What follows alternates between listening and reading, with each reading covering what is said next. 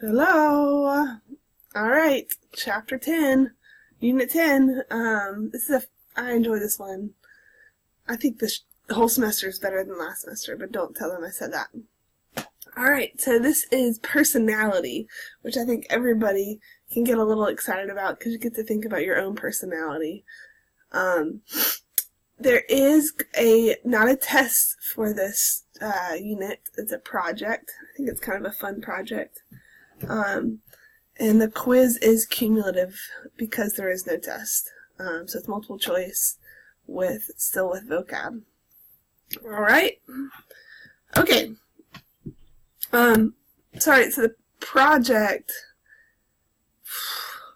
Okay, let me show it to you now. I was trying to think if I should wait.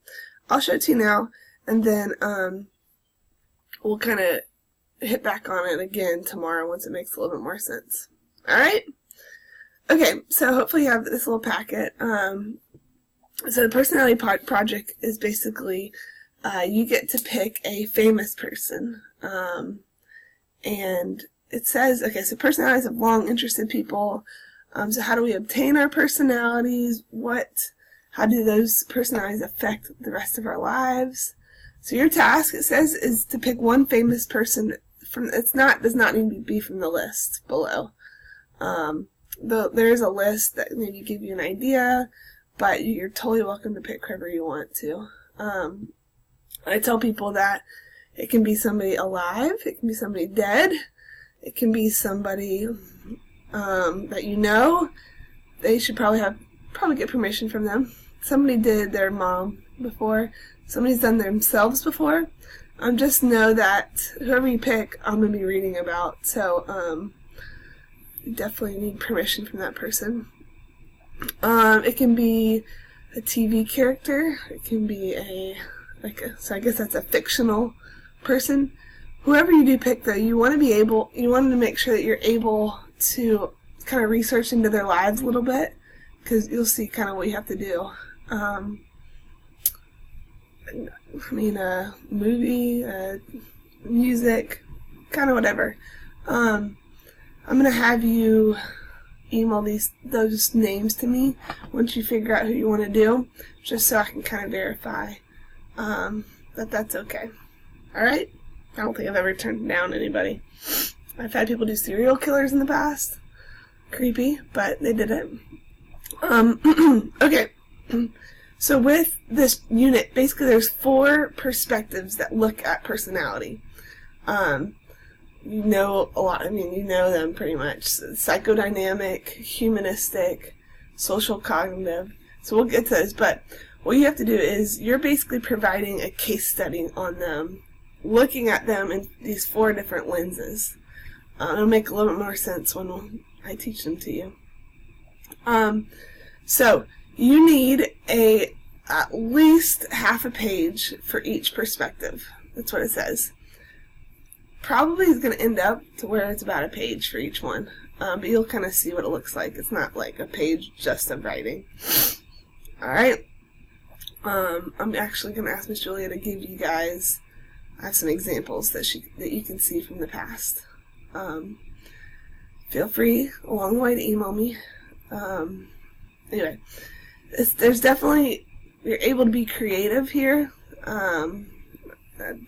That's kind of part of this project, is because if you're analyzing Kanye West, then you get to use your own creativity there, and how you would analyze them. Okay? You can use your book, any outside resources. You're trying to kind of get into the mind of a psychologist. So while you can use creativity, you still have to use the vocabulary and the information accurately and appropriately. Kind of like, you know how we do in our short answers, of where you get a scenario and you have to apply a vocab word. So it still has to be correct, but there's creativity that you can use there. Alright. Cool. Okay, so requirements. Each page must be typed. 12 times New Roman, single spaced. We said minimum of half a page. Answer the guiding questions creatively yet academically. So I'll talk about that.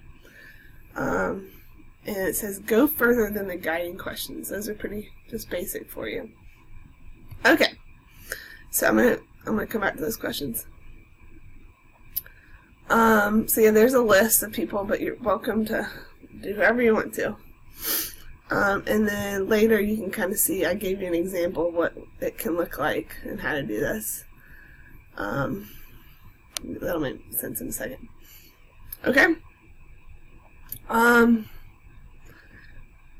So definitely look at those examples out there that she'll give you to kind of see what it can look like. Okay, so each perspective is going to have its own page here. And the rubric, as you see, basically says, do you answer each one of those questions? And what I would do is each bullet point should be its own little paragraph. And unfortunately, we don't really know these answers yet. But like that last question for the psychoanalytic, how would Freud say they had been affected by their childhood? Well, this is when you would go look up Kanye in his childhood. I have no clue what Kanye's childhood was like. And then you could kind of creatively talk about how that's affected him today. I think I'll give you an example down here of me, childhood, down here. Mrs. Marchman's childhood has a great influence on her adult life. Growing up as the youngest of 4 children, you can tell that she was always striving to catch up with the rest of the family. Blah, blah, blah, blah, blah. Like losing her father at the age of 9 would definitely be one of those unconscious things that affected her. Okay? So each one would be its own page. And yeah. Cool, we can go back to that. So, this right here is an outline for you. It is not a grade, but it's kind of a planning guide for you. So not a grade, just a way for you to plan. So you're going to get almost every day a time to work on the project after I'm going to do a little lecture, and then you'll have time to work on your project. So make sure you bring either your books and definitely a computer so you can start typing this stuff out. Alright, or you can use this as a planning. Okay. And lastly is the rubric. It's pretty straightforward. Each one of these is one of those bullet points. And it gives you kind of how much points it breaks down into. When I take points off, usually it's because they might answer it but not really go into detail. More is better. The more detail you can provide.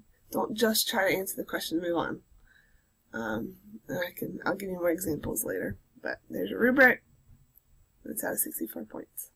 Okay? Alrighty. So let's get started. And then if there's some time today, you can start kind of looking at that and working on it. But you'll definitely have time the rest of the week to work on it. Alright. It's a test grade. Did I say that? It's a test grade. Okay, so personality.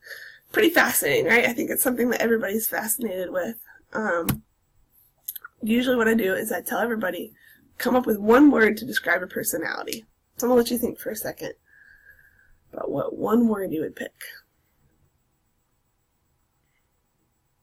P.S. You like my cool raspy voice right now? I know it's cool.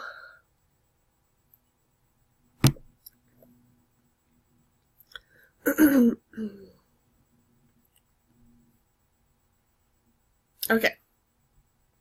Now, was it hard? Well, I guess first question. Have you always been that way? Ouch. If your answer was, I'm trying to think of people, what they've said in the past. Creative. Have you always been creative as long as you can remember? Okay. Was it hard, though, to come up with just one word? That's the big question. The answer probably is yeah, right? Because our personality, we wouldn't really say that it's one-dimensional, right? That we've got one word that describes our personality and that's it. I mean, really, you can have a lot to describe you. And that's kind of fun, too, to be able to say that. You're not just one-dimensional. But how are they formed, then? Is it just biology? Is it your environment? Is your parents? Is it outside forces? Is it unconscious forces? If you are chill, right, is that your family, is your whole family chill? That kind of stuff. All right? Allie, I hope you did not pick the chill for your word.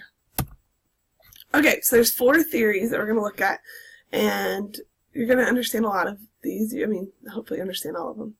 You're going to know a lot of these. But there's going to be more vocab. You love your vocab. Kind of added to some of these.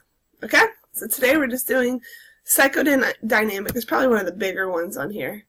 And so it's going to be broken up into 2 days, where everything else just has 1 day.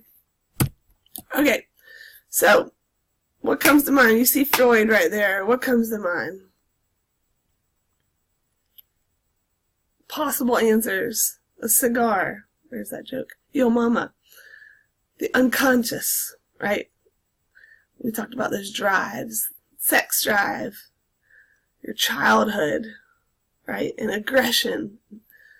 And then hopefully the dreams part comes to mind, right? So that's all Freud. And so he gets pulled into this personality thing too. So the reason that there's so much on him is he was the first one to really do it, to create a theory on personality. And the things that he basically said that affect you are your unconscious, right? We talked about that. Where you get kind of deeper to that. Psychosexual stages. I think I mentioned that a little bit before. And then defense mechanisms. That's a big one that we'll talk about. Okay? So he was, late 1800s, early 1900s. That's really when he got his power, especially after World War I and all the death. And he thought that after the war that people kind of had all this stuff deep down that was affecting him. And anyway, so if you see up here, can you see, okay, psychodynamic or psychoanalysis, those are both Freud. One's just like the perspective, and one is the psychoanalysis is kind of the verb a little bit, like analyzing somebody. You might have heard of that. Are you psychoanalyzing me right now? But basically that it just means that you are looking at the unconscious motives that drive a person. Okay? Okay, so a couple things. I think we've already talked about this. Free association. We've done it. I don't know if we've talked about it. But I'll pretend that you haven't real quick. Normally what I do is I bring somebody up. This far I think I've done it. Maybe Allie. And I would say, alright, I want you to lean back and tell me just whatever comes to your mind. And this is what Freud would do, right? So you actually have a picture of his couch. There it is. Okay, that is his actual couch. You lean back and he would sit in that green chair next to you and say, tell me what comes to mind, what's going on, And you would tell, and you would just talk. And we talked about how he would note whenever you were told jokes, or you said or you paused, because you were basically showing some like resistance there. So there was something bubbling up but wasn't being allowed out. So free association is the process of just saying whatever comes to mind, and then the therapist there would interpret those things as unconscious struggles or motives. Okay? All right, and then also he was big with the dream analysis. In this book, the interpretation of dreams was really big. Because it's the first time anybody had ever given really credit to dreams and understanding to dreams. And now we discredit it a little bit. But remember the two parts of a dream, according to Freud? You've got your latent and manifest. And which one is the actual dream of pink bunnies hopping through a forest? Manifest and latent would be pink bunnies symbolized in a forest. Let's see. You feel lost. You just feel lost in a forest, and you don't know how you'll get out. How's that? Great. Okay. Alright, have you heard this, that your mind is like an iceberg? Have you heard that before? If you have, that is totally from Freud. That is one of his ideas. And you know, with an iceberg, the thing is that, yes, the Titanic, you see what's on top, but you don't see the majority that's down below. So, if you can do a comparison with Freud there, what's down below in the iceberg? It's your unconscious, right? So most of our personality and our mind is hidden below, but it affects us hugely. Okay? And so within this, he basically said that our personality has 3 parts. And those parts, I'll get into this in one second, are always conflicting with each other. And that's what causes tension or anxiety. And so we try and kind of resolve this conflict. But basically, you've got your aggression and your sex, your pleasure-seeking drives, like food and all that kind of stuff. And that's in conflict with, would that be in conflict? Society. And the restraints that it puts on it. Like, it's not cool to go out there and be aggressive and pleasure-seeking all the time, right? Because you probably end up in jail. It's not, so society has to kind of deal with those conflicting ideas. Okay? So he's got 3 parts to your personality: the id, ego, and superego. Have you ever heard of that? Note to self. You should probably be taking notes right now. You know, probably should be taking notes. There's no worksheet for this whole week. I would divide basically all your notes into these 4 perspectives, so you can go back to your project. Okay, so id, ego, and superego. I think people have heard of this. Beyonce just had a song, not just, 2 albums ago. Got a big ego, right? So these words are thrown around, and they really came from Freud here when they became popular. Okay, so you got to understand the difference here. The id. Alright, the id is your pleasure-seeking drive, okay? It operates on the pleasure principle. And basically it says that we strive unconsciously to satisfy our basic sexual and aggressive drives. We're constantly striving to do that. That's one part of our personality. We want to do what feels good, the pleasure principle. And so a good example of this would be Tiger Woods' issues. So, like, let's say that on your project you pick Tiger Woods. I think the question says, how is the id present in his personality? How do you see it present? And you could say that they found in his sexual history that he's with a lot of women and blah, blah, blah, and that kind of thing. Okay? Alright, so there's your id. Now, the other side that we talk about, kind of the balance here, is called your superego. Alright? And this is basically, this social restraint side. It says it provides standards for judgment and future aspirations. So it's kind of like your conscience. It's, alright, what's good? What should I do? I have these 2 pictures down here to kind of say that it's the angel on your shoulder, right?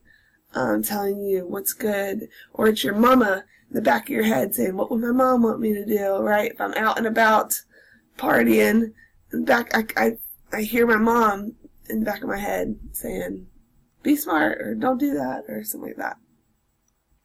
Okay? So those are the 2 sides, right? Your id and your superego. So the last part of your personality then is the one that is mediating these 2.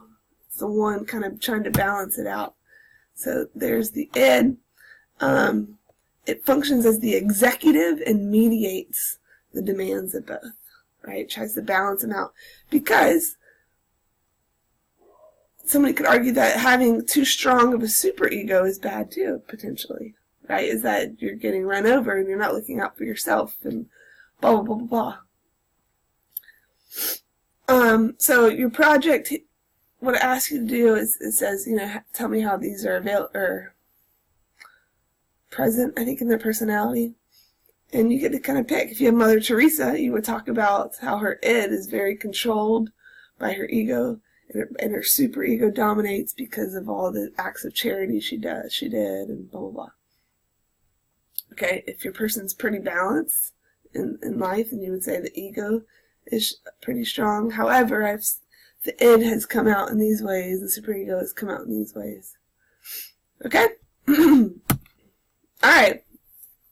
More Freud stuff, the Oedipus complex. Have you heard of that? I think we've talked about a little bit of this. Is the Greek, I think it's Greek, right? Greek mythology of Oedipus, and he ultimately ended up killing his dad and marrying his mom, even though he didn't want to, but the prophecy, whatever. Anyway, so he used this and said that, remember, we struggle with childhood a lot and sexual aggression. Well, it comes out sometimes with the Oedipus complex, which is a boy's sexual desires towards his mother. Thoughts? Thoughts, guys? Anybody? Usually people think it's pretty weird. Are there fond feelings, hopefully for your mom? Yeah, hopefully you love your mom, but sexual desires? No thank you. Here's your cartoon. I like this picture. Feelings of jealousy and hatred towards your father. Now, they've said that there is a girl version too. Anybody know it? It is the Electra complex, which is just the girl version of sexual desires towards your father and being jealous and of your mother and that kind of stuff. This is pretty discredited these days. But that was Freud. Okay, now, let's say your id doesn't go its way. It wants something, it doesn't get it. Or your super ego. Are you frustrated? The answer would be yes. And how do we deal with this frustration?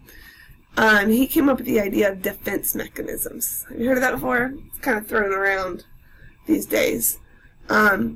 That we carry these defense mechanisms. And basically, I think there's 7 different ways we're going to talk about. We feel anxious or tension because we're not being satisfied. Our unconscious is not being satisfied. So we basically come up with these tactics to deal with that tension. Okay? Tactics that reduce or redirect anxiety by unconsciously distorting reality. So it's going to make sense when I go over these. But unconscious is a big part of that. You're not purposefully doing these, or consciously doing it. You're purposely, but maybe not. You don't realize the underlying reason that you're doing it.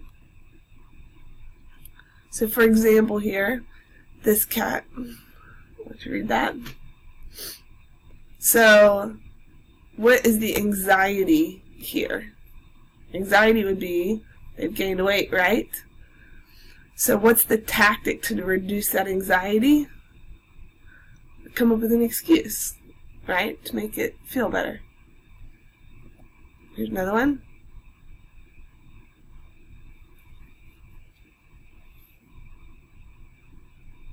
That's actually the same anxiety, same weight gain. Okay? Alright, so we're going to go over 7. And then afterwards I'm going to give you a sheet and see if you can come up with the answers. We'll see. Okay. First one, I've already talked about this. What can cause anxiety is maybe a moment where you did something stupid and you regret it or whatever. And so what do we do with it? Freud says we repress it, right? We keep it outside of our awareness. So repression banishes anxiety-arousing thoughts, feelings, and memories from consciousness. So I don't want to think about it. That was a dark time in my life, and I'm going to block it out. Is it hard to do? Yes. But do we try and do it? Yeah, I would say we do. These things that we're going to go over are a little bit more accepted. Okay. Next one. Okay, well, I'm just going to... Regression. Heard the word that you've regressed. leads an individual faced with anxiety to a retreat to a more infantile psychosexual stage. So, there you go. You act like a kid again. You act like a baby because it's comforting. You feel terrible. It's exam time, and all you want is your mom to cuddle up with you and treat you like a little kid again, right? Or you throw a temper tantrum, which you're acting like a kid. Or what they say with, like, Hanley, for example, is once this new baby comes, she's going to regress and act younger and act more like a baby, and because she's got anxiety about this new kid. Alright? Or that girl sucking her thumb. Okay. Alright. Wait, what? It's working. Okay. Reaction formation causes the ego to unconsciously switch unacceptable impulses into their opposites. This is, you feel one way and you act the opposite, right? Because if you actually acted on your emotions, that maybe it would cause you anxiety and you might get turned down and blah, blah, blah. So, that's what's happening here. Maybe is this girl actually, when they say, like when little kids, oh, they punched me, the boy always picks on me. Well, it's because he likes you. I'm like, what? Don't look at this picture yet. That's something else.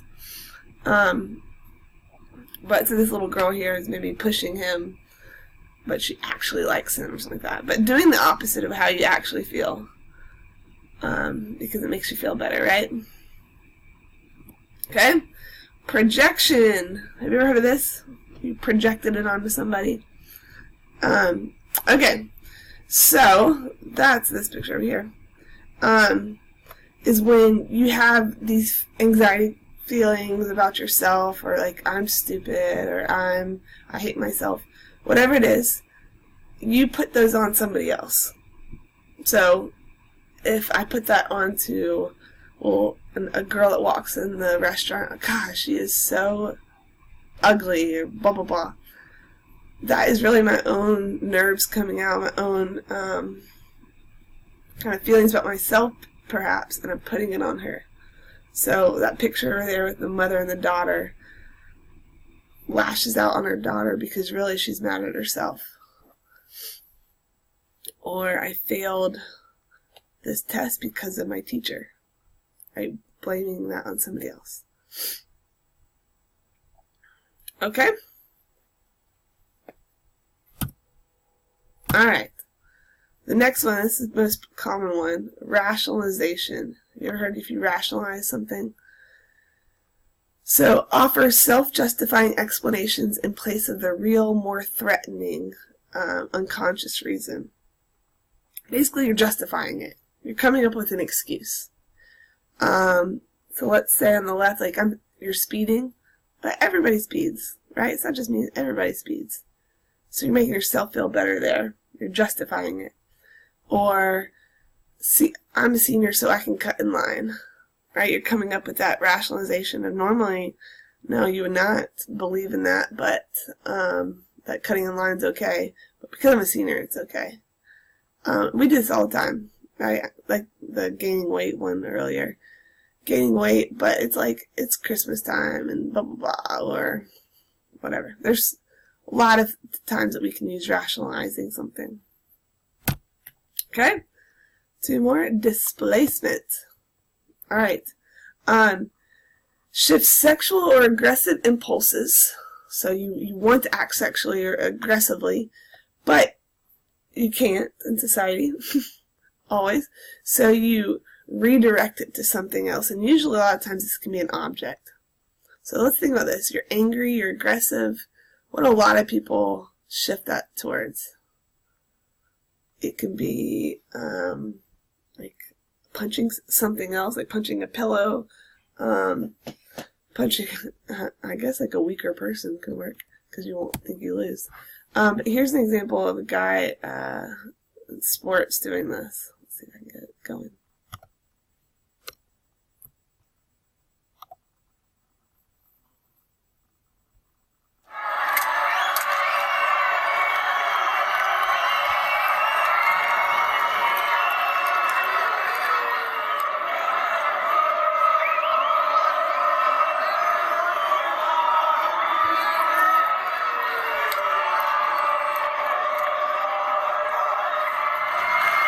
We did a second time, broke 2 rackets.